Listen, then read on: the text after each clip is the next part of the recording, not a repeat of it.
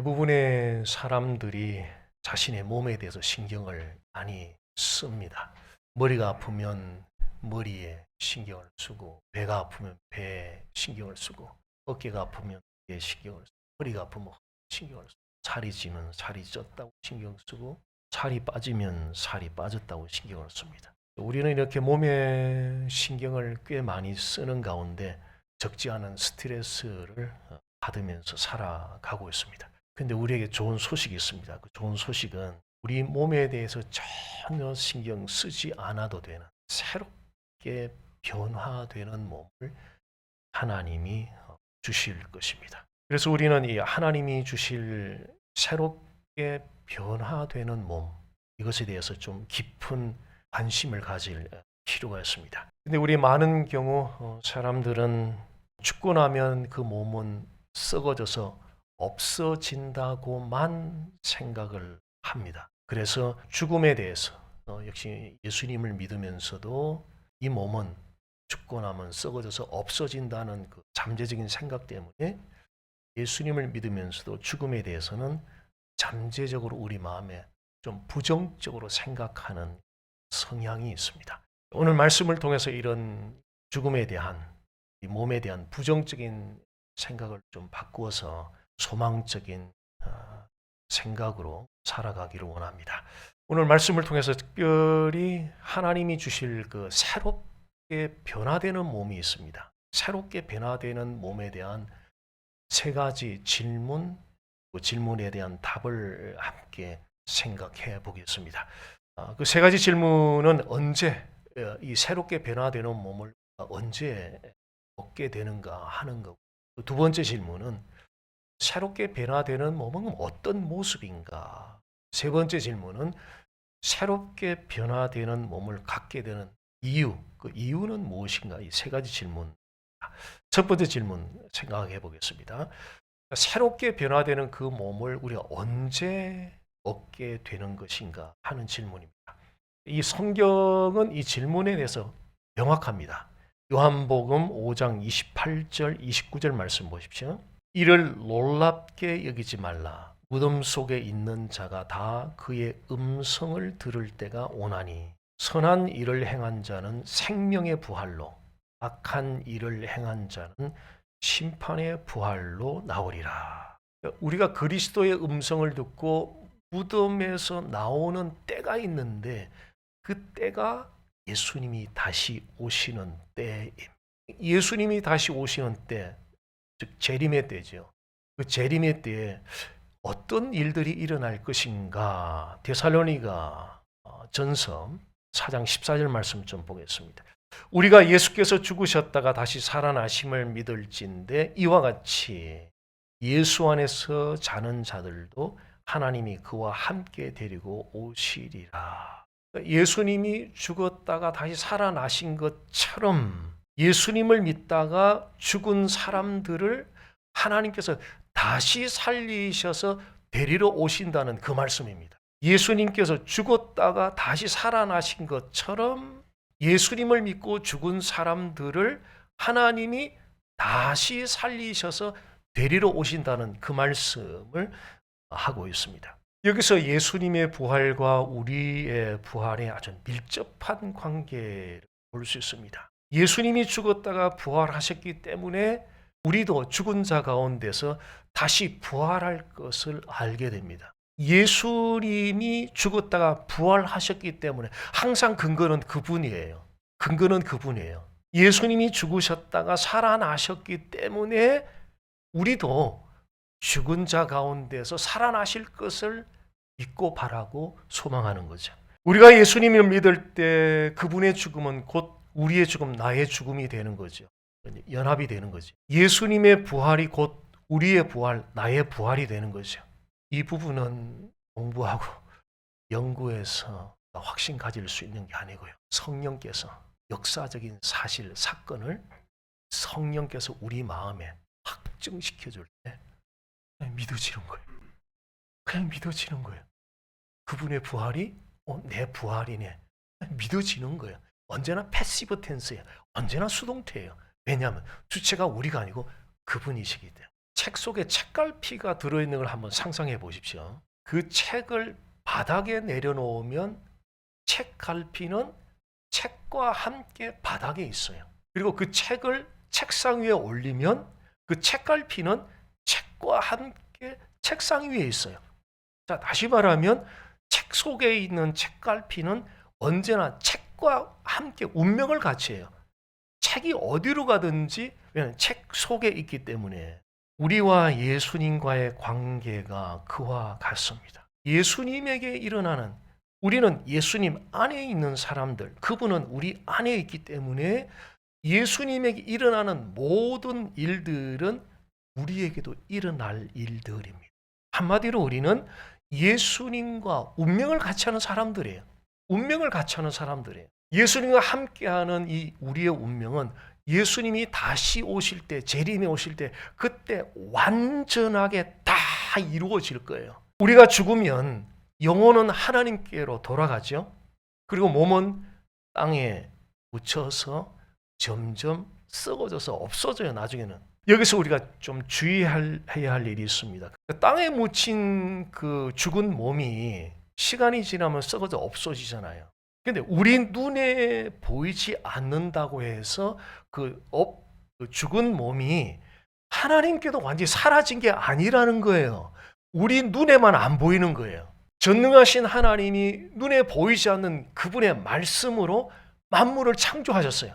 눈에 보이지 않는 그분의 말씀으로 천지를 창조하신 것처럼 전능하신 하나님은 눈에 보이지 않는 죽은 몸이 썩고 없어져 보이는 눈에 보이지 않는 그 죽은 몸을 그리스도가 다시 오실 때 그리스도의 음성이 들릴 때 새롭게 변화시켜서 세우신다는 거예요. 이것이 바로 하나님의 약속의 말씀이에요. 그렇게 새롭게 변화된 몸은 영혼과 연합을 해요. 영혼과 연합을 해서 하나님과 영원히 함께해요. 이것이 바로 최종적이고 최고의 권위를 가진 성경이 프로클레임하는 거예요. 선언하는 거예요. 성경이 그렇다라고 선언하는 거예요.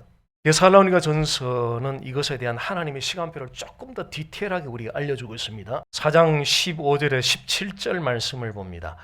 우리가 주의 말씀으로 너희에게 이것을 말하노니 주께서 강림하실 때까지 우리 살아남아 있는 자도 자는 자보다 결코 앞서지 못하리라. 주께서 호령과 천사장의 소리와 하나님의 나팔 소리로 친히 하늘로부터 강림하시리니 그리스도 안에서 죽은 자들이 먼저 일어나고 그 후에 우리 살아남은 자들도 그들과 함께 구름 속으로 끌어올려 공중에서 주를 영접하게 하시리니 그리하여 우리가 항상 주와 함께 있으리라. 이 말씀에 의하면 하나님의 시간표가 이렇습니다. 첫 번째는 그리스도 안에 죽은 자들이 먼저 부활을 해요. 그리고 두 번째는 하나님께서 그들을 데리러 오세요. 그리고 세 번째는 그들이 부활의 몸을 입고 현재 아직 죽지 않은 살아있는 성도들과 함께 하늘로 끌려 올라가요. 그리고 네 번째는 그 살아있는 성도들이 부활의 몸을 입고 먼저 앞서서 부활한 성도들과 함께 영원히 주와 함께 하는 게 그 그림이에요. 지금 이게 하나님의 시간표예요.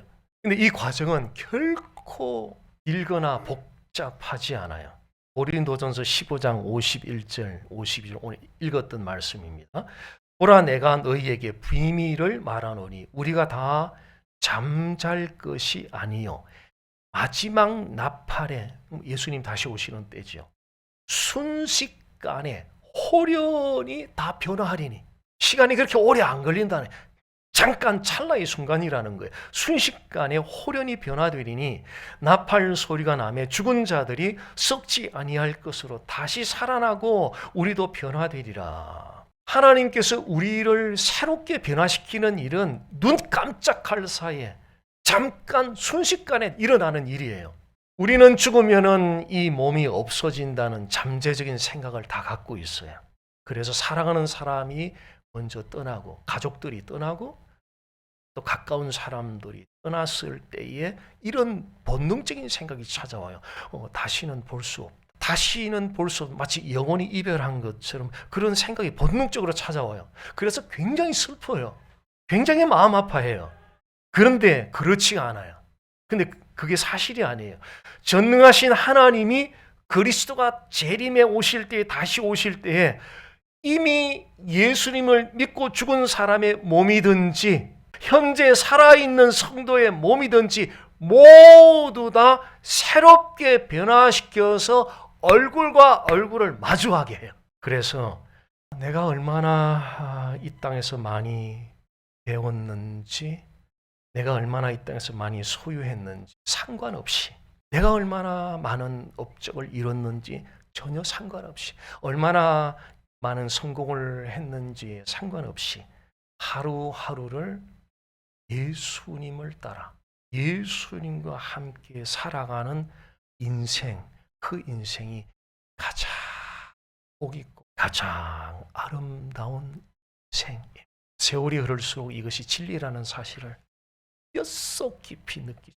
뼛속 깊이 느껴요. 첫 번째 질문은 새롭게 변화된 몸 우리 언제 받을 것인가 살펴봤습니다. 두 번째 질문은 새롭게 변화되는 몸은 어떤 모습일 것인가 하는 질문입니다.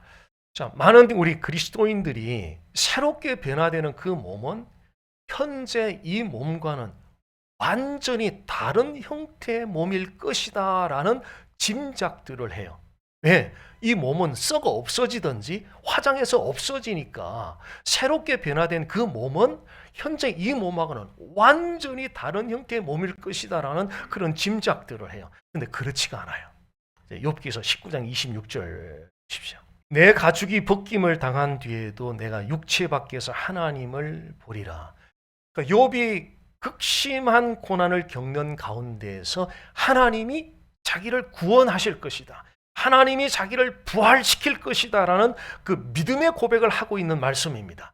내 가죽이 벗김을 당한 뒤에도 내가 육체 밖에서 하나님을 보리라. 이 표현은 죽음 이후에 몸이 부패하고 썩어지고 없어지고 난 이후 하나님이 그 죽어서 썩어져서 눈에 안 보이는 그 몸을 다시 살리셔서 새롭게 변화시킨 그 몸으로 하나님을 보게 되리라는 그 고백이에요. 욥이 그 고백을 하고 있어요. 죽기 전의 몸과 죽음 후의 몸은 마치 씨앗과 식물과 같아요. 자, 모든 식물들은 씨앗으로부터 생겨나요. 밀은 밀이 씨앗에서 생겨나고요. 옥수수는 옥수수 씨앗에서 생겨납니다. 죽음 이후에 새롭게 변화되는 몸은 죽음 이전의 현재 우리의 몸, 이거 씨앗이에요. 이게 씨드예요. 이게 씨앗이에요. 여기서부터 하나님이 새롭게 변화되는 몸을 만들어 가시는 거예요. 우리 몸이 죽음으로 인해서 썩어져서 아주 우리 눈에 보이지 않을 정도로 사라진다 할지라도 하나님은 전능하신 능력으로 다시 살리셔서 새롭게 변화시킨 몸을, 새롭게 변화되는 몸을 하나님이 전능하신 그 능력으로 만드실 것이다 하는 거예요. 빌리 그레이엄 목사님께서 천국에 대한 답변이라는 책에서 이런 글을 남겼습니다. 성경은 우리가 두 번째 몸을 받을 것이라고 가르치지 않습니다. 굉장히 중요한 지금 문장을 우리 빌리 그레이엄 목사님 말씀하셨어요. 성경은 우리가 두 번째 몸, 이건 말고 완전히 다른 두 번째 몸을 받을 것이라고 가르치지 않습니다. 새로운 몸을 받을 것이라고 가르칩니다. 그러니까 여기서 디벨롭이 된 새로운 몸, 우리가 지구에서 걸어 다니던 것 같은 몸이지만 그리스도의 형상을 담도록 변형된 것입니다. 이 땅에서 이 몸이지만 천국에서 받게 되는 새롭게 변화되는 그 몸은 이 몸하고는 전혀 다른 완전 새로운 어떤 몸이 주어지는 것이 아니라 이 몸이 변화된 몸, 그 새로운 몸을 주신다는 거예요. 새롭게 변화된 몸을 얻는 것은 단순히 새로운 자동차를 사는 것과는 달라요. 타던 자동차 팔든지 폐차하든지, 그리고 완전히 새 자동차를 사면 완전히 다른 자동차잖아요. 그런데 우리가 새롭게 변화되는 몸은 그런 개념이 아니고요. 지금까지 타고 다니던 차를 꼼꼼하게 수리하고 새로 페인팅하고 세밀하게 고쳐서 성령이 완전히 다른 성령이 돼요.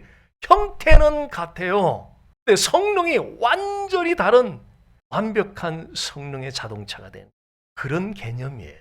자, 하나님께서 죽어서 부패한 우리 몸을 새롭게 변화시킬 때 창조주 하나님의 그 전능하신 능력, 처음에 창조할 때 나타났던 그 전능하신 능력, out of nothing, 하나님이 만물을 창조할 때 아무것도 없는 상태에서 눈에 보이지 않는 말씀으로 천지를 창조한 그 전능자의 그 능력, 그 능력이 우리의 몸을 새롭게 변화시킬 때 나타난다. 그 놀라운 순간을 우리는 체험하게 될 것입니다. 자, 여기서 또 질문이 생겨요. 그럼 화장을 하면 어떻게 되느냐는 거예요. 화장하면 딱 한 주먹 반이 나와요. 사람한테 한 주먹 반을 산에 뿌리든 바다에 뿌리든 아니면 나무 밑에 뿌리든지 하는데 그럼 없어지잖아요. 그 가루 다 없어지잖아요. 그런데 어떻게 하나님이 다시 살리실 수 있느냐고 궁금해하기도 합니다. 여기에 대해서 존 웨슬레가 하나님의 섭리라는 그 제목 설교에서 다음과 같은 말을 했습니다. 사람의 몸이 녹아 분해된 모든 부분은 지구 곳곳에 아무렇게나 흩어져 있는 것처럼 보이지만 사실 하나님께서는 그것을 보존하시어 굉장히 중요한 부분이에요. 잔 웨슬레의 이 고백 정말 중요한 부분이에요. 사람의 몸이 녹아 분해된 모든 부분은 지구 곳곳에 아무렇게나 막 뿌려져 있는, 흩어져 있는 것처럼 보이지만 사실은 하나님께서 그것을 보존하시어 하나님께서 그를 보존하시어 만물이 회복될 날을 기다리고 계십니다. 하나님은 흙을 모아 이전의 몸으로 다시 만들 수 있습니다. 전능하신 하나님께서 무에서 유를 창조하신 하나님께서 다시 만들 수 있습니다. 자, 이것은 아담을 흙에서 만든 하나님을 믿는 사람이라면 여러분 믿죠? 아담을 흙으로 만들다 믿죠? 믿는 사람이라면 누구나 인정할 수 있습니다. 사도 바울은 고린도전서 15장 44절에서 우리가 죽을 때 육체의 몸으로 묻히지만 영의 몸으로 다시 살아나며 육체의 몸으로 묻히는데 영의 몸으로 다시 살아나며 육체의 몸이 있은즉 영의 몸도 있다. 육체의 몸, 영의 몸, 완전히 하나님이 변화시킨 몸, 그 영의 몸이라고 표현하고 있죠. 그러니까 육체의 몸이 있으니까 씨드가 있으니까 식물이 있는 것처럼 육체의 몸이 있으니까 영의 몸, 완전히 변화시키는 그 몸이 우리에게 주어진다는 거죠. 우리가 죽음 이후에 얻게 되는 그 몸은 현재 몸과 형태적으로는 비슷해요.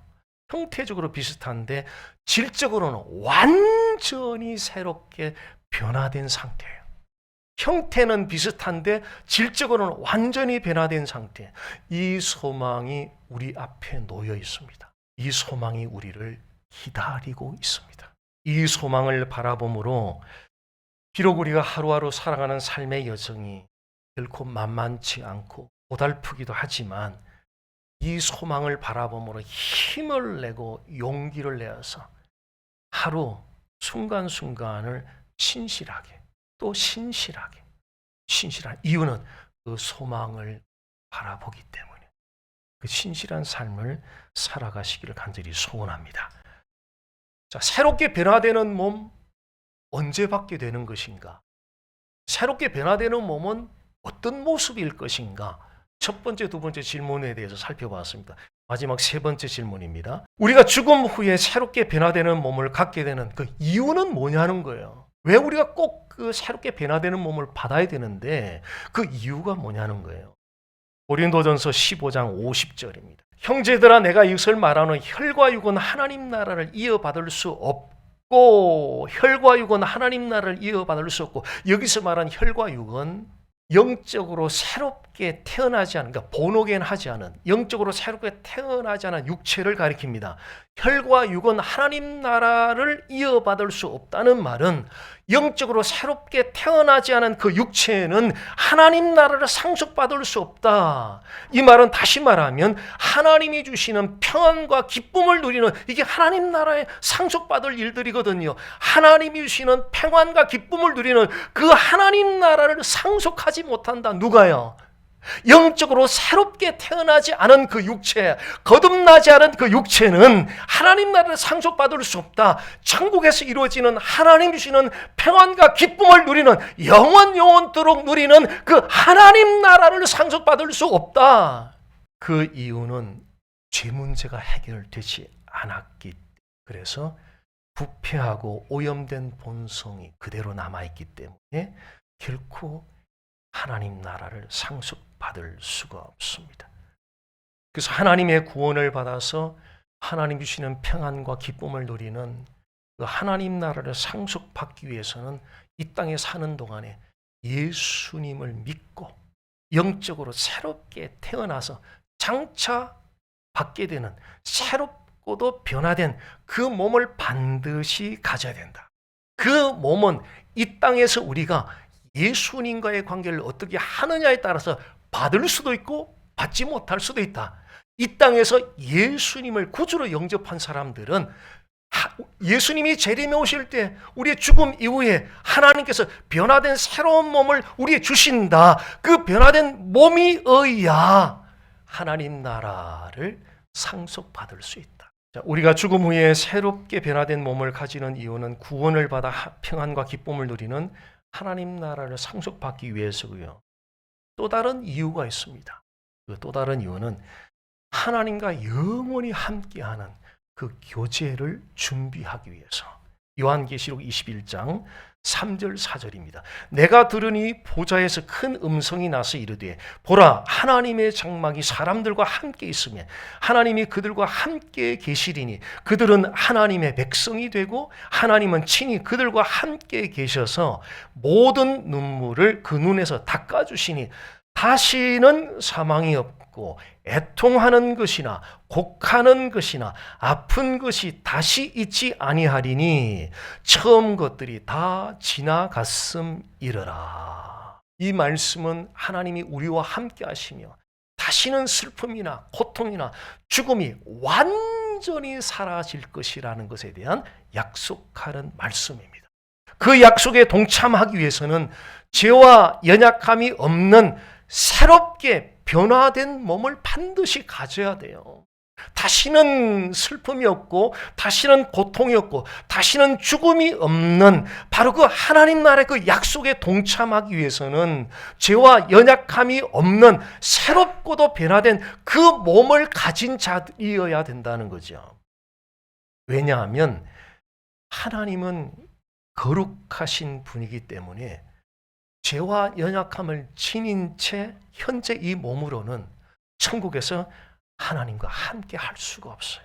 중요한 초대 자리에 참석하기 위해서는 그 초대하는 그 행사 성격에 맞는 옷을 입어야 돼요. 그런데 막 더러운 옷, 잠자던 옷을 입고 중요한 그 초대 자리에 간다면 그 자리에 참가할 수 없을 겁니다. 하나님과 영원히 함께하는 그 교제를 준비하기 위해서는 죄로 더럽혀진 연약한 우리 현재 이 몸이 아닌 새롭게 변화된 몸을 가져야 그 천국에서 거룩하신 하나님과 함께하며 영원토록 교제를 할 수 있다는 거예요. 그 교제를 준비하기 위해서 우리는 새롭게 변화된 몸이 필요하다는 거예요. 생각해 보세요. 제가 설교하러 나오는 설교자가 지난밤에 자던 옷, 잠옷 입고 나와서 섰다고 생각해 보세요. 바로 자리에 일어나 집으로 다 돌아가실 거예요. 참석 못해. 설교자 이 자리에서 못 서는 거예요. 그 자리에 맞는 옷이 있는 거예요. 천국에 맞는 옷이 있다는 거거든요. 천국에 맞는 옷은 죄와 연약함이 해결되지 않은 그 몸 가지고는 그 천국 잔치에 들어갈 수 없다는 거예요. 반드시 그거를 해결해야 된다는 거예요. 그 해결은 이 땅에서 예수님을 믿음으로 죄 용서함을 받고 그분이 주는 생명, 영생을 얻어야 된다는 거예요. 장차 우리에게 주시는 그 새롭게 변화되는 몸은 전적으로 하나님이 주시는 기프트예요. 선물이에요, 선물. 가슴이 울렁거리지 않습니까? 이 엄청난 선물을 하나님이 준비해서 우리에게 주신대요. 자, 우리가 가진 낡고 오래된 물건을 누군가가 정성껏 수리를 해서 새 것으로 만들어 놓았다면 우리 마음이 어떨 것 같으세요? 우리 마음이 어떨 것 같으세요? 야, 그 감동은 말로 표현 못할 거예요. 감사, 얼마나 큰 감사를 느낄 수 있겠습니까? 세월이 흐름과 함께 우리 몸이 노쇠해지고 병이 들고 죽게 되는 현재 몸이 영원히 노쇠하지 않고 영원히 병들지 않고 영원히 죽지 않는 새롭게 변화된 그 몸이 우리를 기다리고 있어요. 이것은 실제예요. 이것은 사실이에요. 우리가 이 사실을 정말 믿는다면 이보다 더 큰 감동이 있을까요? 이보다 더 큰 감사가 있을까요? 이보다 큰 영광스러움이 있을까요? 영원히 노쇠하지 않고 영원히 병들지 않고 영원히 죽지 않는 그 새롭게 변화된 몸, 그 몸을 하나님이 우리를 위해서 준비해 주셨어요. 이 정도면 충분히 예수 믿고 복 있는 인생 살았다라고 말할 수 있지 않아요? 이 정도면 충분히 험난한 인생길을 걸어가면서도 충분히 소망을 품을 수 있는 거 아니에요? 예, 이 정도면 충분히 우리 하나님을 위해서, 다른 사람들을 위해서, 어려운 사람들을 위해서 내 정신도, 내 지식도, 내 건강도, 내 캐시도, 비록 이민생활에 몸이 부러질 정도 일을 해서 돈을 인컴이 들어왔지만 과감하게 어려운 사람들을 쓸 수 있는 것은 이 소망이 우리에게 찾아온 걸 알기에, 그래서 하나님을 위해서, 이웃을 위해서 우리는 헌신적으로 살아갈 수 있는 줄 믿습니다. 하나님을 위해서, 이웃을 위해서 헌신할 수 있는 최고의 헌신, 그 사람들은 하나님께로 인도하는 것. 이웃을 위해서 내가 어떻게 살까? 많은 것으로 돕고 섬길 수 있어요. 그런데 최고로 하나님을 위해 살고 최고로 다른 사람들을 위해 사는 삶, 그 삶은 사람들을 옳은 대로, 그 옳은 데가 하나님의 자리로, 하나님께로 인도하는 전도. 이 소망을 가진 사람, 바로 멈출 수 없는, 비가 와도 멈출 수 없고요, 팬데믹이 2번 와도 멈출 수 없는 것, 그것은 사람들을 하나님께로 인도하는 것. 그것이 하나님을 위해 살고 다른 사람들을 위해 사는 거예요. 오늘 우리는 하나님께서 장차 우리에게 주실 새롭게 변화되는 몸과 관련한 3가지 질문, 답을 함께 살펴봤습니다. 첫 번째 질문은 언제 새롭게 변화된 몸을 얻게 됩니까? 예수님이 다시 오실 때, 또 우리가 죽음 이후입니다. 새롭게 변화되는 몸은 어떤 모습입니까? 형태적으로는 비슷해요. 근데 질적으로는 완전히 새롭게 변화돼요. 영원히 노쇠하지, 이거는 사실입니다. 이거는 실제입니다. 영원히 노쇠하지 않고 영원히 병들지 않고 영원히 죽지 않는 영광스러운 몸이 될 거예요. 또 죽음 후에 새롭게 변화되는 몸을 갖게 되는 이유 2가지 살펴봤습니다. 하나님 나라를 상속하기 위해서, 하나님과 영원히 함께하는 그 교제를 준비하기 위해서 우리는 이 변화된 새로운 몸을 가져야 돼요. 이 세상에서 우리의 몸의 모습은 잠시입니다. 젊음도 잠시고요, 늙음도 잠시고요, 건강도 잠시고, 아픔도 잠시고, 활동하는 것도 잠시예요. 그런데 저 천국에서는 하나님이 주시는 새롭게 변화되는 몸은 영원히 젊어요, 영원히 건강해요, 영원히 액티브하게 활동할 수 있어요, 영원히 영광스러울 거예요. 그 영광스러운 천국이 우리를 기다리고 있대요. 세상에는 우리 기다려준 사람 없어요. 찾기가 힘들어요. 너무 외로워요, 때로는. 그런데 영광스러운 이 천국이 우리를 기다리고 있대요. 이 사실을 믿음으로 하루하루 감사해요, 하나님. 또 감사의 하루 순간순간을 감사해요. 땅을 보면서 막 저기 하다가도 또 하나님은 감사해요. 감사해요. 감사해요. 예, 감사의 시리즈로 남은 인생을 사시기를 주님의 이름으로 간절히 소원합니다.